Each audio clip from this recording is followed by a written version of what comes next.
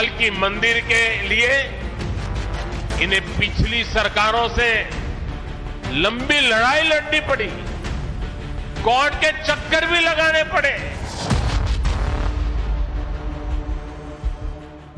एक समय उन्हें कहा जा रहा था कि मंदिर बनाने से शांति व्यवस्था बिगड़ जाएगी।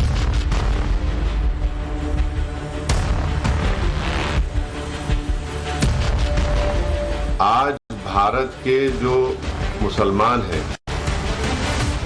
जिनकी आबादी 17 करोड़ है, वो अपने आप को ऐसा महसूस करते हैं जिस तरह हिटलर के जमाने में यहूदी महसूस करते थे अपने आप को।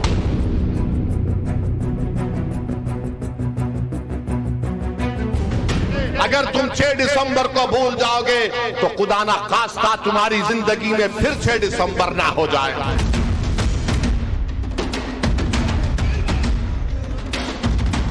30% का वोट के लिए उसका बहुत चिंता है।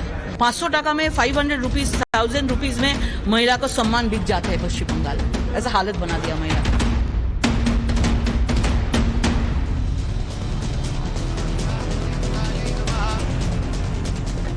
नमस्कार, टाइम्स नाउ नव भारत पर देश के सबसे पसंदीदा डिबेट शो राष्ट्रवाद में आपका स्वागत है। आपके साथ मैं हूं राकेश पांडे। राष्ट्रवाद यानी देश से बढ़कर कुछ नहीं। एक तरफ प्रधानमंत्री मोदी सनातन का प्रण ले रहे हैं, दूसरी तरफ क्या विपक्ष तुष्टीकरण की राजनीति में उलझा हुआ है।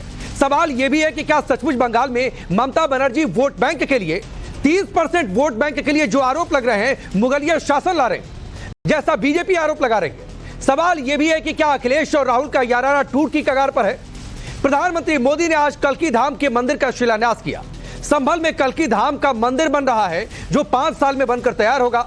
पीएम मोदी के साथ यूपी के सीएम योगी आदित्यनाथ भी इस दौरान वहां पर मौजूद है। ये तस्वीरें आपके सामने हैं। ऐसा माना जा रहा है कि कल्की धाम के बहाने बीजेपी उन 6 सीटों पर भी फोकस करेगी जो मुस्लिम बहुल हैं इस पूरे बेल्ट में, इस पूरे रीजन में संभल के। पश्चिमी यूपी के इन सीटों पर बीजेपी के पक्ष में हिंदू वोटरों को एकजुट बनाए रखने के लिए कल्की धाम से पीएम मोदी का संदेश बड़ा काम कर सकता है। इस बीच पीएम मोदी ने कल्की धाम के बहाने पुरानी सरकारों के तुष्टीकरण पर भी हमला बोला। सुनिए। कल की मंदिर के लिए इन्हें पिछली सरकारों से लंबी लड़ाई लड़नी पड़ी, कोर्ट के चक्कर भी लगाने पड़े। वो मुझे बता रहे थे कि एक समय उन्हें कहा जा रहा था कि मंदिर बनाने से शांति व्यवस्था बिगड़ जाएगी। आज हमारी सरकार में प्रमोद कृष्णम जी निश्चिंत होकर इस काम को शुरू कर पाए हैं। मुझे भरोसा है कि मंदिर इस बात का प्रमाण होगी कि हम बेहतर भविष्य को लेकर कितने सकारात्मक रहने वाले लोग हैं। आप सोचिए, प्रधानमंत्री मोदी ने कहा कि पहले की सरकारों में मंदिर बनाने की परमिशन इसलिए नहीं दी गई क्योंकि उससे शांति व्यवस्था बिगड़ सकती थी। कल्की धाम को लेकर ये पूरी स्टोरी क्या है वो आगे चर्चा होगी। पीएम मोदी सनातन की अलग जगह है तो विपक्षी दल मुसलमान वोटों को अपने पाले में लाने के लिए मुसलमानों को भड़काने का काम कर रहे हैं। वो वैसे ही तो नरेंद्र मोदी को मुसलमानों का दुश्मन बता रहे हैं और हिटलर से उनकी तुलना कर रहे हैं। सुनिए। तो ये तमाम बातें अपने पार्लियामेंट लास्ट सेशन में जो प्रेसिडेंट डिबेट हुआ था उसमें कही है। आज भारत के जो मुसलमान हैं, जिनकी आबादी 17 करोड़ है, वो अपने आप को ऐसा महसूस करते हैं जिस तरह हिटलर के जमाने में यहूदी महसूस करते थे अपने आप को। मैंने पार्लियामेंट में बात कही है ये, तो क्या उसमें और छुपाना क्या है उसमें। मैंने यहां तक कह दिया कि हमको भारत के प्रधानमंत्री पर अब यकीन नहीं रहा है क्योंकि वो उनकी ही सरकार में सब चीजें हो रही हैं। आप बताइए हल्द्वानी में क्या हुआ है, किस तरीके से वहां पर पुलिस फायरिंग में लोगों को जान ले चली गई उन लोगों की। और ये सिर्फ यूपी या फिर महाराष्ट्र की बात नहीं है, पश्चिम बंगाल का रुख करते हैं। पश्चिम बंगाल के संदेश खाली में हिंदू महिलाओं पर अत्याचार हो रहा है। उनकी आप बीती सुनेंगे तो आपकी रूह कांप उठेगी। ममता बनर्जी पर बीजेपी तुष्टीकरण का आरोप लगा रही है और मुख्य आरोपी और टीएमसी नेता शेख शाहजहां को बचाने का आरोप लगा रही है क्योंकि उसे 30% वोट बैंक चाहिए। बीजेपी का आरोप है कि ममता बनर्जी बंगाल में मुगलिया शासन ला रही हैं। महिला आयोग का कहना है कि वो बंगाल में राष्ट्रपति शासन लगाने की सिफारिश करेंगे। सुनिए। ममता बनर्जी पश्चिम बंगाल में मुगल जो शासन था, हम लोग इतिहास में पढ़े थे, वही शासन फिर से लेके आ रहे हैं। 30% का वोट के लिए उसका बहुत चिंता है। 30% वोट इकट्ठा होना चाहिए। इंडिया गठबंधन भी उन्होंने भाग के आ गया, क्योंकि 30% वोट अगर इधर उधर हो जाएगा तो उसका सीट चले जाएगा, तो पूरा 30% वोट खुद खाएगा। और इसलिए वो महिला के ऊपर जो भी हो जाए, 500 टाका में 500 रुपीज 1000 रुपीज में महिला को सम्मान बिक जाते हैं पश्चिम बंगाल में। ऐसा हालत बना दिया महिला को। और महिला का जवाब लोकसभा में महिला लोग ही महिला मुख्यमंत्री को जवाब देंगे। कोई पुलिस को, वहां का महिला लोग बोल रहे हैं संदेशखाली में, हम लोग पुलिस को विश्वास ही नहीं करते हैं, वो कोई क्वेरी नहीं होगा। वही तो शेख शाहजहां को अभी तक छुपा के रखे है ममता बनर्जी का निर्देश में। ममता बनर्जी जानते हैं, ममता बनर्जी जानते हैं, बस मुख्यमंत्री सिर्फ जानते हैं वो कहाँ है, और कोई किसी को मालूम नहीं। इंडी गठबंधन मोदी सरकार के खिलाफ एकजुट नहीं हो पा रहा है। अलग अलग जगहों पर मुस्लिम वोट बैंक के तुष्टीकरण के लिए खेला चालू है। राहुल गांधी यूपी में न्याय यात्रा कर रहे हैं, लेकिन अखिलेश ने राहुल गांधी की इस यात्रा से किनारा कर लिया। उन्होंने कह दिया कि जब तक सीट शेयरिंग नहीं होगी तब तक हम इस यात्रा में शामिल नहीं होंगे, नाराजगी दिखा दी। हालांकि राहुल अखिलेश के दबदबे वाले मुस्लिम बहुल इलाकों में भी यात्रा कर रहे हैं, यह भी नाराजगी की एक वजह बता रही है। अभी बातचीत चल रही है, कई दौर में बातचीत हो चुकी है, कई सूचियां उधर से आई, सूची इधर से भी गई। जिस समय सीटों का बंटवारा हो जाएगा, समाजवादी पार्टी उनकी न्याय यात्रा में शामिल हो जाएगी। चलिए वो सवाल आपके सामने रखता हूं जिनके इर्द गिर्द आज चर्चा आगे बढ़ेगी। पहला सवाल यह कि मोदी सनातन प्रण ले रहे, विपक्ष क्या सिर्फ तुष्टीकरण में उलझा है? सवाल यह भी कि अखिलेश यादव बहुत गुस्से में है, राहुल गांधी क्या वाकई समझ नहीं रहे? सवाल यह कि बंगाल में मुगल राज का आरोप, पूरा विपक्ष ऑन रोड है। मुस्लिम वोटों की मारामारी 24 की यह कैसी तैयारी? चलिए आपका परिचय आज के मेहमानों से करवाता हूं। सतीश लखेरा जी भारतीय जनता पार्टी के नेता और प्रवक्ता, doctor Vishal Mishra political analyst के तौर पर, राजकुमार भाटी जी समाजवादी पार्टी के नेता और प्रवक्ता, आदिल हसन एमआईएम पार्टी के नेता और प्रवक्ता, और बिनोय सिंह पॉलिटिकल एनालिस्ट हैं, टीएमसी से जुड़े हुए हैं। आप सभी का बहुत बहुत स्वागत है। बिनोय जी, मैं आपसे शुरू कर रहा हूं और पहला सवाल ये, शाहजहां शेख की गिरफ्तारी क्या इसलिए नहीं हो रही क्योंकि वो मुस्लिम है? 30% वोट बैंक आप लोगों को सुनिश्चित करना है। शाहजहां की गिरफ्तारी और आज हो या कल हो जरूर होगी, और पश्चिम बंगाल की वर्तमान सरकार ममता बनर्जी हिंदुओं और मुस्लिम में कोई फर्क नहीं रखती है। वो धर्मनिरपेक्षता की राह पे सुशासन बंगाल में चल रहा है, और इस बार चुनाव में भाजपा भी अच्छी तरह से जानती है जब बंगाल में क्या होने वाला है, परिणाम चुनाव के नतीजे कैसे आने वाले हैं। और बंगाल की भाजपा की जो यूनिट है, तमाम जो टीम है, वो लोग घबराए हुए हैं, और घबरा करके वे लोग अनाप शनाप बक रहे हैं और सांप्रदायिकता की बात कर रहे हैं, और सांप्रदायिकता की आग में बंगाल को झुलसना चाहते हैं। बिनोय सिंह, आरोप लगाने के बजाय आप रूलिंग पार्टी हैं, रूलिंग पार्टी से जुड़े हुए हैं, कम से कम बता देते कि आखिरकार अभी तक गिरफ्तारी क्यों नहीं हुई है? 2 लोग गिरफ्तार किए गए, वो 2 लोग दूसरे समुदाय के हैं। कौन सा मैसेज आप दे रहे हैं? लोग वहां पर पर्दे के पीछे से कह रहे हैं, ऑफ द कैमरा कह रहे हैं, और कैमरे पर पहचान छिपाकर कह रहे हैं हिंदू हैं इसलिए टारगेट किया जा रहा है। महिलाओं की बात पता नहीं आपने सुनी या नहीं सुनी, रोंगटे खड़े हो जाएंगे। एक महिला मुख्यमंत्री है, उसके बावजूद राज्य में यह हालत। जो गिरफ्तार हुआ है उसमें आप समुदाय क्यों देख रहे हैं? गिरफ्तारी है, जिस पे आरोप है उसको गिरफ्तार किया गया। अच्छा, धार्मिक जुलूस निकलेगा तो इस इलाके से ना निकले, माहौल खराब हो जाएगा, ये मुख्यमंत्री कहती हैं। तब धर्म और समुदाय कौन देख रहा था? उसकी भी गिरफ्तारी होगी, गिरफ्तारी जरूर होगी। वहां तो बीएसएफ वाले लोग हैं, उन लोगों ने उसके साथ क्या किया है, उसको भारत में रखा है या बांग्लादेश में भेजा है, या तो भाजपा पे भी मुझको संदेह है कि बीएसएफ से मिलकर के शाहजहां को बांग्लादेश तो नहीं छुपवा के रखा है भाजपा वालों ने, मगर शाहजहां की गिरफ्तारी जरूर होगी। नहीं, और इतना शय आप लोगों ने दे रखा है बिनोय सिंह कि रिपोर्टर उस इलाके में जाए तो गाड़ी से उतरने की हिम्मत ना कर पाए। गाड़ी के अंदर से बैठकर वॉक थ्रू करना पड़े कि देखिए ये शाहजहां मार्केट है, देखिए ये फला इलाका है, और आप कह रहे हैं कि कोई तुष्टीकरण नहीं है। गजब आपकी दाद देता हूं मैं विनोद सिंह। वो संवाद इकट्ठा कर सकते हैं और संवाद को दिखा सकते हैं, छाप सकते हैं। अगर भारतवर्ष में सबसे ज्यादा डेमोक्रेसी है तो पश्चिम बंगाल में ही है। अच्छा चलिए ठीक है, नहीं वो डेमोक्रेसी दिख रही है कि लोग कैमरे पर आके अपनी बात कहने की हिम्मत नहीं जुटा पा रहे। सतीश लखेरा जी, सब आप लोगों की गलती है। बीएसएफ से पूछा जाए कि शाहजहां कहां है, बीएसएफ से पूछा जाए कि हिंदू महिलाओं को क्यों उठाया जा रहा है, बीएसएफ से पूछा जाए कि हिंदू महिलाओं को रात में टीएमसी के दफ्तरों में आने के लिए क्यों कहा जाता है। वो तो समय आने पर सब कुछ साफ हो जाएगा। अभी तो आरोप लग रहा है ना। आरोप नहीं लग रहा है, लोग जो कह रहे हैं कहेंगे तो आपको सुनवा भी दूंगा विनोद सिंह। अभी सतीश लखेरा को सुनिए।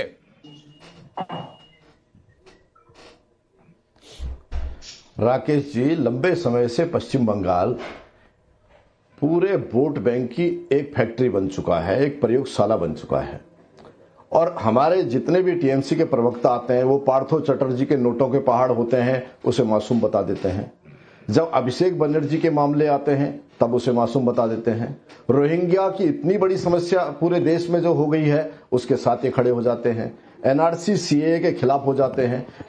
जिस तरीके से आज शाहजहां शेख के काले कारनामे आ रहे हैं, एक जरायम की दुनिया आ रही है, महिलाएं कैमरे के सामने जब बता रही हैं और साफ साफ महिलाएं कह रही हैं इस राज्य की मुख्यमंत्री महिला है और उसी महिला की सह पर उनके पार्टी का नेता किस तरह उन्हें मजबूर कर रहा है। ऐसी कहानियां औरंगजेब के जमाने में सुनाई देती थी या उन आतताइयों के जमाने में सुनाई देती थी जब लोकतंत्र नामी कोई चीज नहीं थी। मगर आज केवल वोट बैंक के चक्कर में, केवल वोट बैंक के चक्कर में, इसीलिए वो इंडी गठबंधन से अलग हो रही है कि उनका वोट बैंक बिखर जाएगा। इसी दुर्गति के साथ जहां पूरे देश में ममता बनर्जी एक्सपोज हुई है, जिस देश में जहां पश्चिम बंगाल में दुर्गा पूजा के लिए लोगों को कोर्ट में परमिशन लेनी पड़ती है, जहां रामनवमी के जुलूस पे सीधे हमले किए जाते हैं और सरकार उनके साथ खड़ी होती है।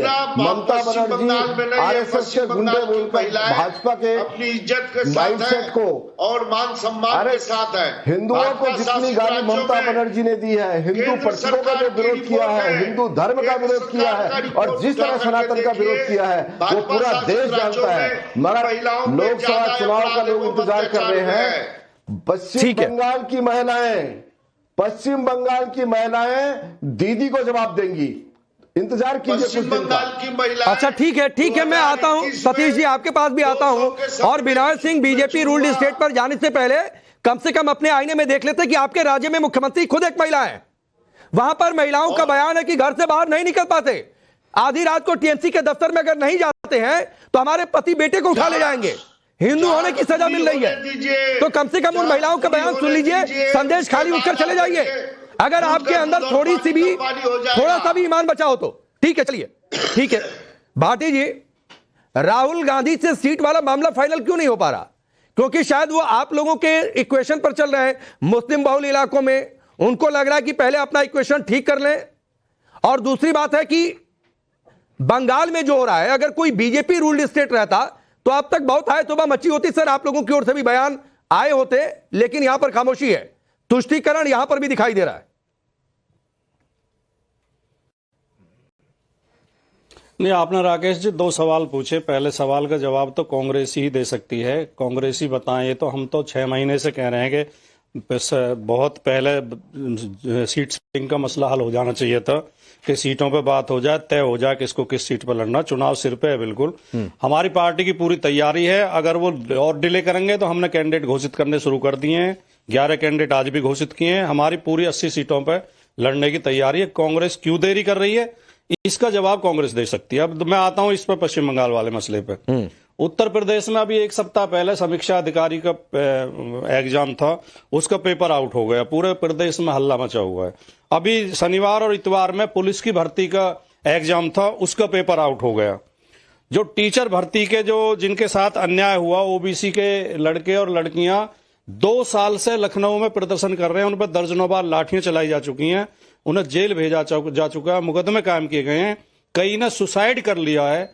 उत्तर प्रदेश में 11 रेप रोजाना हो रहे हैं, 10 हत्याएं रोजाना हो रही हैं। उत्तर प्रदेश में आवारा जानवरों के हमले में रोजाना कोई ना कोई मारा जा रहा है। किसानों पे जगह जगह हमले हो रहे हैं। बंदर, कुत्ते, सांड, आवारा पशु का आतंक छा गया है। लेकिन हमारे राकेश पांडे जी को उत्तर प्रदेश बीच में दिखाई नहीं देता, सीधे पश्चिम बंगाल दिखाई देता है। पश्चिम बंगाल की घटना नहीं, मुझे सीधे पश्चिम बंगाल नहीं दिखाई देता है, लेकिन दिक्कत यह है भाटी जी कि आपको पश्चिम बंगाल दिखाई नहीं देता है। आप उत्तर प्रदेश पर बोल रहे थे, मैं बिल्कुल बीच में नहीं आया। मैं 30 सेकंड आपको देता हूं, आप सिर्फ पश्चिम बंगाल पर बोलिएगा। और संदेश खाली में महिलाओं का बयान आपने सुना होगा, तो सिर्फ उस पर बोलिएगा। 30 सेकंड, कोई बीच में नहीं आएगा। मैंने बोलना शुरू ही किया था, आपने बीच में टोक दिया। पश्चिम बंगाल की घटना गंभीर घटना है, एक अपराध हुआ है, 1-2 अरेस्टिंग भी हुई है। मुख्यमंत्री का बयान आया है कि इसको हम गंभीरता से ले रहे हैं, कोई भी दोषी छोड़ा नहीं जाएगा। उसकी चिंता सबको होनी चाहिए, हमें भी है, सबको होनी चाहिए। आलोचना करेंगे स्टेट गवर्नमेंट की। ये जो अराजक एनसीडब्ल्यू की हेड पहुंची है, कह रही है एसपी से मुलाकात ही नहीं हो रही है। 10 मिनट आप नहीं, मैं आप ही के पास हूं। आप आलोचना करेंगे वेस्ट बंगाल गवर्नमेंट की। आपने कम से कम राकेश जी बोल रहे तो आप ही बोलिए, हम लोग 10 मिनट में आपने कम से कम 20 बार हिंदू मुस्लिम आ रहा हूं आदिल भाई, इसके बाद आप ही के पास आ रहा हूं। 10 मिनट के शो में आपने 20 बार हिंदू मुस्लिम किया है। ये इस देश के लिए बहुत खतरनाक है। अपराधी कोई भी हो, हिंदू हो मुसलमान हो, उसके खिलाफ सख्त कार्रवाई होनी चाहिए। और अच्छा आदमी कोई भी हो, हिंदू हो मुसलमान हो, उसे प्रोटेक्शन मिलना चाहिए, उसे सरकार का संरक्षण मिलना चाहिए। लेकिन हर मामले को हम हिंदू मुस्लिम के चश्मे से देखेंगे, देश में अराजकता फैल जाएगी, देश का भाईचारा नष्ट हो जाएगा, देश की शांति नष्ट हो जाएगी। इतना खराब दृष्टिकोण कम से कम मीडिया का कभी नहीं रहा जितना वर्तमान समय। नहीं भाटी जी, दृष्टिकोण में दिक्कत नहीं है। ये हमें दिक्कत यह है कि मैं शाहजहां शेख पर सवाल कर रहा हूं। आपने एक बार अपील तक नहीं की कि शाहजहां शेख को अभी तक क्यों नहीं पकड़ा गया। यह सवाल आपने बिनोय सिंह से नहीं पूछा। आप लोग तो साथी बन रहे हैं ना इंडिया गठबंधन में, तो पूछ ही लेना चाहिए था कि भाई हम लोग को जवाब देना मुश्किल हो जा रहा है। लेकिन शाहजहां शेख पर इसलिए नहीं बोलेंगे क्योंकि एक खास समुदाय से। मैं आ रहा हूं आदिल, आपके पास आ रहा हूं। ठीक है आदिल, जो एक मिनट टिप्पणी ले लूं इनकी भी, उसके बाद है उसके खिलाफ हाँ, जो भी नहीं, शाहजहां शेख नाम ले लेते ना, मुझे अच्छा लगता। आदिल, शाहजहां शेख एक समुदाय से मंदिर पर सवाल उठाएंगे क्योंकि एक खास वोट बैंक को साधना है। यूपी में मंदिर इसलिए नहीं क्योंकि शांति व्यवस्था भंग, और तुलना करेंगे कि मोदी हिटलर हो गए। अच्छा, तो ये एक चीज नहीं समझ में आया, अभी पता चला आपके शो से कि विजय माल्या, ललित मोदी, मोहित चौकसी, गुप्ता ब्रदर्स जो सब भागे हुए हिंदू है, इसलिए छोड़ दिए क्या मोदी? तो विदेश में पैसा लेके भागे इसलिए छोड़ दिए क्या मोदी जी? इसलिए उनको आसानी से विदेश से नहीं लाया जा रहा है। अभी पता चला आपके शो से। वारिस पठान को मीरा रोड जाने नहीं दिया गया, अभी डिटेन कर लिया गया है। नारायण राणे के बेटा को, नीलेश राणे नेपाली को वहां जाने के लिए, जहर उगलने के लिए अलाउ कर दिया गया। अभी श्यामली पुलिस में एक फुरकान नाम के एक लड़के को कल उठाया गया, बेचारे का देखिए उसके डेड बॉडी को ले गया गया। 35 मिनट बाद उसकी डेड बॉडी दे दी गई। हल्द्वानी में 16 साल के बच्चे को गोली मार दिया, अलाउ है क्या राकेश भाई? आप ही अलाउ किया? अभी आपके यहाँ चैनल पे मेरे नेता को जो बोला गया अभी 1 बजे के शो में, आपका चैनल उस ट्वीट को डिलीट कर दिया, उस ट्वीट को म्यूट कर दिया जो उसने बोला, और आपने लिख दिया आप पर्टिकुलर एक कम्युनिटी को टारगेट कर रहे हैं क्या? बतलाइए तो, आप ही बताए। नाथूराम गोडसे मुसलमान थे क्या? गांधी जी को मार दिया? जरा इस पर भी पूछ लीजिएगा बीजेपी। नहीं, सुनिए भाई आदिल, कोई पार्टिकुलर कम्युनिटी को टारगेट नहीं कर रहे हैं। हिंदू मुसलमान एक जैसे हैं। आपने शुरुआत, हम कलाम को पूजने वाले लोगों में से हैं, उनको आदर्श मानने वाले लोगों में से हैं। तो ये सीख मत दिया करिए। जो सवाल पूछा उसका सीधे जवाब दीजिए। टीपू सुल्तान, बाबा साहब अम्बेडकर ने संविधान की कॉपी में टीपू सुल्तान का फोटो दिया। अरे तो उसी संविधान में राम मंदिर की भी फोटो है, उसी संविधान में प्रभु राम की भी तस्वीर है। लेकिन आए दिन आपकी पार्टी और पार्टी की ओर से जहर उगला जाता है। बोलने दीजिए। अभी जो बीजेपी के प्रवक्ता मुगल की बात कर रहे थे, लाल किला पे मोदी जी झंडा फहरा रहे हैं, बहादुर शाह जफर के मजार पर मोदी जी फातिया पढ़ रहे हैं, ताजमहल का फोटो डोनाल्ड ट्रंप को मोदी जी, योगी जी देते हैं। तो मुगल का नहीं था, किसका था? बीजेपी का था क्या? मोदी जी बनवाए थे लाल किला। अच्छा। आज जिन्ना के मजार पे अडवाणी जी फातिया पढ़ते हैं, नवाज शरीफ का बिरयानी जाकर मोदी जी खाते हैं। वो सब क्या था भाई? 5,500 का वैकेंसी में 1 करोड़ आदमी नौकरी के लिए रेलवे में भर रहा है, वो क्या है भाई? ना 15 लाख किसी हिंदू को मिला, ना पेट्रोल का दाम कम हुआ। अब की बार महंगाई सरकार कहां गई, महंगाई की मार वाली सरकार। ठीक है, हाँ ठीक है आपको ना ठीक है। शेख से गले मिलते हैं लेकिन भारत के मुसलमान से गले नहीं मिलते हैं। अच्छा, सऊदी के मुसलमान से गले मिलते हैं लेकिन भारत के मुसलमान से गले मिलने में। अब विशाल मिश्रा, जो बातें इन्होंने कही है, बिनॉय जी ने कही है या भाटी जी जिस लाइन पर थे, उसके बाद भी मैं सवाल ये पूछूं कि तुष्टीकरण वाली सियासत चल रही है तो इन लोग को दिक्कत होती है कि आप हिंदू मुसलमान कर रहे हैं। एक सवाल का जवाब नहीं आया। बिल्किस बानो पर पूछिए, मोदी जी मोमेंट का वहां क्यों नहीं लिखा? बिल्किस बानो पे अभी लोकेश चटर्जी बोली थी, बिल्किस बानो को किसने छोड़ा? गुजरात सरकार ने छोड़ा। अच्छा ठीक है, सुनिए जरा विशाल मिश्रा को भी सुनिए। विशाल मिश्रा, देखिए राकेश जी, ये बहुत बड़ी विडंबना है। अभी आपने अपने चैनल पे चलाया कि किस तरीके से कहा जा रहा है कि यहाँ पर इनके नेता कह रहे हैं कि जो है हम सुरक्षित नहीं महसूस कर रहे हैं, और उसी तरीके की स्थिति बनी हुई है जो कुछ हिटलर और जो है की तुलना की जा रही है। मैं इनसे पूछना चाहता हूं कि मानवर, क्या आप पूरे संपूर्ण भारत के लोगों का प्रतिनिधित्व कर रहे हैं? इस प्रकार का बयान आप मुझे बताइए ना। आज की डेट में वर्तमान सरकार में क्या कोई ऐसी स्कीम या कोई ऐसी योजना सरकार की है जिससे किसी विशेष वर्ग या समुदाय को हम बता रहे हैं, बताइए ना। हम बता रहे हैं जो सुनिए, तो ये बोलने दीजिए, पांडे जी जवाब देना चाहता हूँ कि किसी योजना जवाब देना चाहता हूँ, जो है सरकार की स्कीम से किसी एक व्यक्ति विशेष जवाब देना चाहता हूँ, वर्ग को जो है वंचित किया गया हो।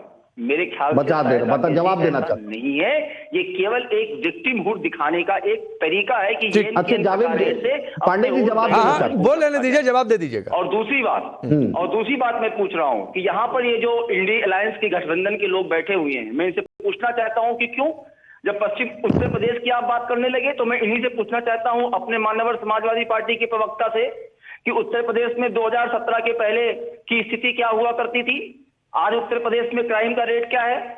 एनसीआरबी का डाटा आपने देखा है? आप मुझे बताइए कि आपके कार्यकाल में कितने लोगों की गैर। अच्छा ठीक है विशाल जी आदिल कुछ कह रहे हैं, आदिल 20 सेकंड में रिप्लाई करिएगा। आदिल 20 सेकंड में मेरा बांट दिया था, बताइए ना किस तरीके से ऑर्डर हुआ करता था। अच्छे आज आप उत्तर अरे भाई बोलने दीजिए। अच्छा ठीक है विशाल जी नंबर 1 है। हाँ बोलिए आदिल के बाद होने रहे।